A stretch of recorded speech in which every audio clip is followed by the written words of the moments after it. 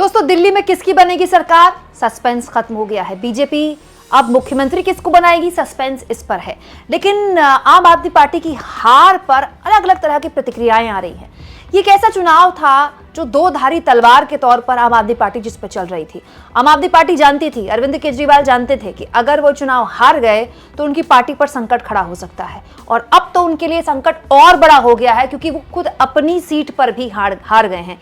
लेकिन इस बीच ध्रुव राठी समेत कई ऐसे लोगों ने इस चुनाव में अलग अलग तरह की प्रतिक्रियाएं दी हैं, जिसकी उम्मीद हम नहीं कर रहे थे। दोस्तों, ध्रुव राठी, जिन्होंने दिल्ली चुनाव को लेकर बाकायदा एक वीडियो भी बनाई थी, उन्होंने एक लंबा चौड़ा पोस्ट किया है और लिखा है, आप इसीलिए हारी क्योंकि पिछले कुछ सालों से दिल्ली में कोई काम नहीं हो रहा था, और ऐसा इसीलिए है क्योंकि बीजेपी ने सरकार के पूरे कामकाज को ठप करने की हर संभव कोशिश की। आदेशों को रोकने के लिए एलजी का इस्तेमाल करने से लेकर उनकी एजेंसियों द्वारा फर्जी मामलों के तहत नेताओं को जेल में डालने से लेकर नए कानून पारित करने तक, जीएनसीटीडी एक्ट 2023 के बाद से ही दिल्ली पर अप्रत्यक्ष रूप से बीजेपी का शासन चल रहा। यह अच्छा है कि दिल्ली के लोग अब सीधे देख सकते हैं कि उनके सभी मुद्दों के लिए वास्तव में कौन जिम्मेदार है। एकमात्र सवाल यह है कि क्या आने वाले सालों में लोग एयर पोल्यूशन यानी कि वायु प्रदूषण, यमुना प्रदूषण, ढहते बुनियादी ढांचे और स्वच्छता के मुद्दे पर बात करना जारी रखेंगे, या फिर बीजेपी धार्मिक नफरत के नाम पर लोगों को इस सब को नजरअंदाज करने के लिए ब्रेन वॉश करने और दबाने में सफल हो जाएगी, जैसे कि उन्होंने कई अन्य राज्यों में किया है। ध्रुव राठी ने आलोचना की है बीजेपी के, तो ध्रुव राठी तो लगातार बीजेपी की आलोचना करते रहे, लेकिन इसमें कोई दो राय नहीं है दोस्तों कि दिल्ली में अरविंद केजरीवाल चाहे चुनाव हार गए हों, लेकिन न केवल उन्होंने एक बहुत अच्छा चुनाव लड़ा, बल्कि एक पहला चुनाव है मुझे लगता है पिछले 10 सालों में जहां पर बीजेपी को हिंदू मुसलमान नहीं करने दिया अरविंद केजरीवाल ने।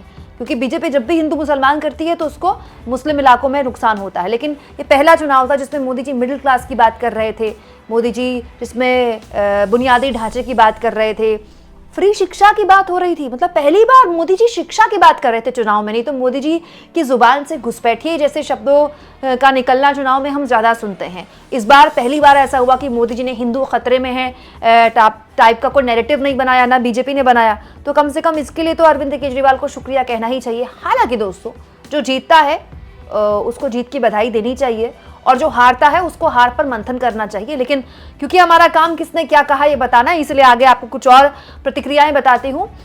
लेखक और यूट्यूबर अशोक कुमार पांडे, आप इनको मजबूती से सुनते होंगे, इनका अपना भी यूट्यूब चैनल है।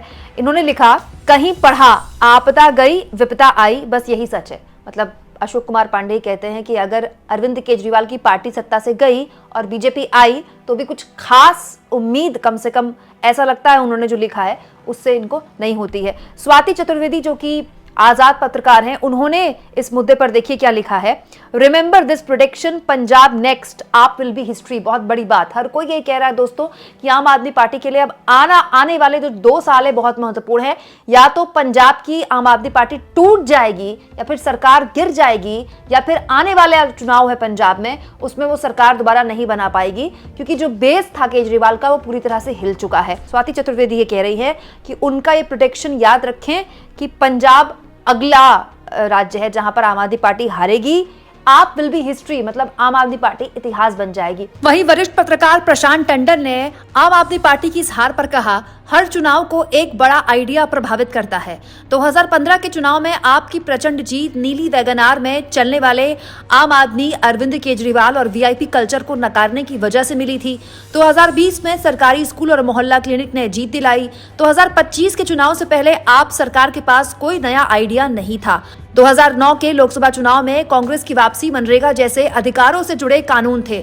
2014 में कांग्रेस के पास भी कोई नया आइडिया नहीं था। नफरत की राजनीति भी एक राजनीतिक आइडिया है और इसकी भी मियाद है। ये बात सही है दोस्तों कि आम आदमी पार्टी ही हमारे देश में, उत्तर भारत में, खासतौर पर दक्षिण भारत में तो पहले से था, उत्तर भारत में फ्रीबीज का कल्चर लेके आई, मुफ्त बिजली मुफ्त पानी का। लेकिन उसके बाद उसको सबने अप्लाई किया, बीजेपी ने भी, कांग्रेस ने भी। लेकिन ये भी बात सच है कि आम आदमी पार्टी एक लौती ऐसी पार्टी हमारे देश में, कुछ पार्टियों को छोड़कर, कुछ राज्य सरकारों को छोड़कर, जिनमें से केरला एक है, जहां पर बिजली, पानी, शिक्षा और हॉस्पिटल पर कम से कम चर्चा तो होती थी। इसका श्रेय आम आदमी पार्टी को जाता है। लेकिन ये भी बात सच है दोस्तों कि आम आदमी पार्टी के शीर्ष नेतृत्व ने बहुत जल्दबाजी दिखाई। 10 साल की पार्टी थी, गुजरात में भी जाके चुनाव लड़ना है, बाकी राज्यों में भी चुनाव लड़ना है, हरियाणा में भी चुनाव लड़ना है, इसको भी आलोचना करनी है, उसकी भी आलोचना करनी है। और सबसे बड़ी बात, जिस तरह की शिकायतें नरेंद्र मोदी से रहती हैं लोगों को कि बहुत ऑटोक्रेटिक हैं, उसी तरह की शिकायतें बाद में अरविंद केजरीवाल से भी रहने लगी। तो ये एक ऐसी चीजें हैं जो शायद अरविंद केजरीवाल के खिलाफ गई। हालांकि चुनाव का विश्लेषण अभी बाकी है, चुनाव पर बहुत सी बातें अभी करनी बाकी हैं, क्योंकि दोस्तों दिल्ली की जनता जिस तरह से वोट करती है उसने दिखा भी दिया। वो कास्ट पर वोट नहीं करती, जात पर वोट नहीं पड़ता दिल्ली में, ना ही धर्म पर पड़ता है। हाँ, दिल्ली में काम पर वोट पड़ता है। तो दिल्ली की जनता ने शायद ये सोचकर एक बढ़िया मैंडेट दिया है बीजेपी को कि ये बहुत लड़ते हैं आपस में, चलो एक बार इनकी सरकार बना देते हैं और देख लेते हैं कि आप कैसा काम करते हैं। क्योंकि अब तो एलजी का रोना, जो भी मुख्यमंत्री बनेगा वो रो नहीं सकता, तो अब तो वाकई में काम करना पड़ेगा। और दिल्ली की जनता पलटने में भी बड़ी माहिर है, वो तुरंत 5 साल बाद पलट भी जाती है। 5 साल बाद क्या, वो तो लोकसभा चुनाव, विधानसभा चुनाव में ही वोटिंग पैटर्न बदल देती है।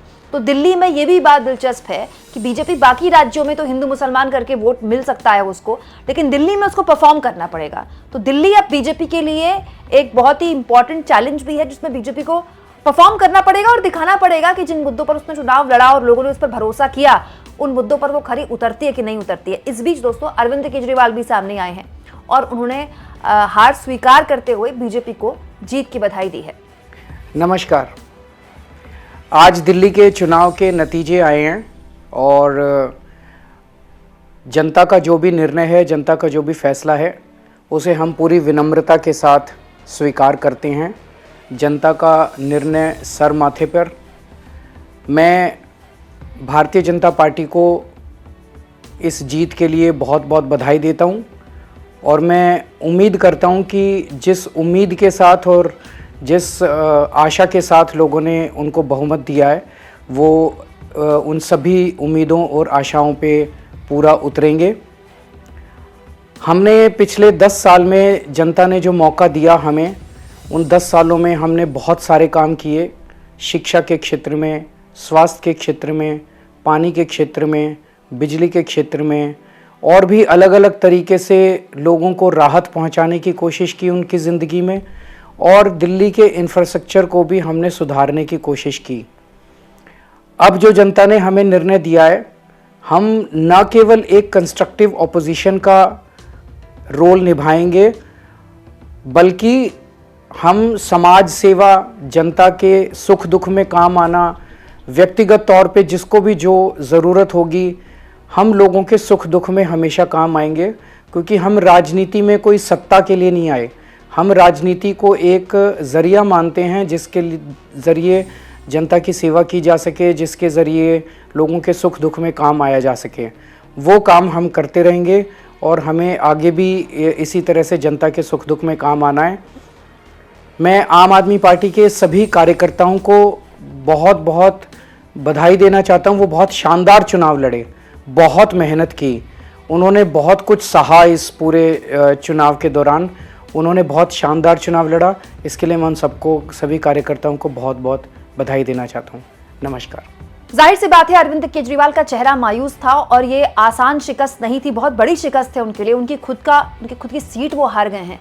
लेकिन अभी आम आदमी पार्टी जिस तरह की पार्टी है और वो जिस तरह से आप कह सकते हैं कि आंदोलन से निकली हुई पार्टी है, यकीन जानिए आम आदमी पार्टी इतनी आसानी से हार मानने वाली नहीं है। और एक और दिलचस्प बात, दिल्ली में अब बीजेपी को एक बहुत मजबूत विपक्ष का सामना करना पड़ेगा। और दोस्तों आम आदमी पार्टी की जिस तरह की राजनीति है, विपक्ष की राजनीति को बहुत सूट करता है। हालांकि जब से अरविंद केजरीवाल ने पार्टी बनाई है, विपक्ष में वो कम ही रहे हैं, लगातार सत्ता का सुख भोग रहे हैं। पहले दिल्ली में कांग्रेस के गठबंधन के साथ सरकार बनाई, उसके बाद लगातार अपने दम पर सरकार बना रहे हैं। तो अरविंद केजरीवाल के लिए राजनीति में आने के बाद ये पहला मौका है जब वो विपक्ष में होंगे, विपक्ष के नेता के तौर पर। तो जाहिर तौर पर हम उम्मीद करते हैं कि विधानसभा के अंदर मजबूती से उनकी पार्टी मौजूदगी दर्ज कराएगी। हालांकि वो खुद तो विधानसभा नहीं पहुंच पाए हैं। अब देखना दिलचस्प होगा दोस्तों कि दिल्ली में चुनावी विश्लेषण की कई परतें अभी खुलनी बाकी हैं। जैसा दिख रहा है उसके अलावा और बहुत सी बातें हो सकती हैं और वो बातें किस ओर जाती हैं। कमेंट बॉक्स में जरूर लिखें दोस्तों, आपकी क्या प्रतिक्रिया है दिल्ली के इलेक्शंस को लेकर। और जितना हो सके चैनल को शेयर करें, सब्सक्राइब करें और थैंक्स और ज्वाइन के ऑप्शन से अगर आप चाहें तो कुछ आर्थिक मदद भी चैनल की जरूर करें।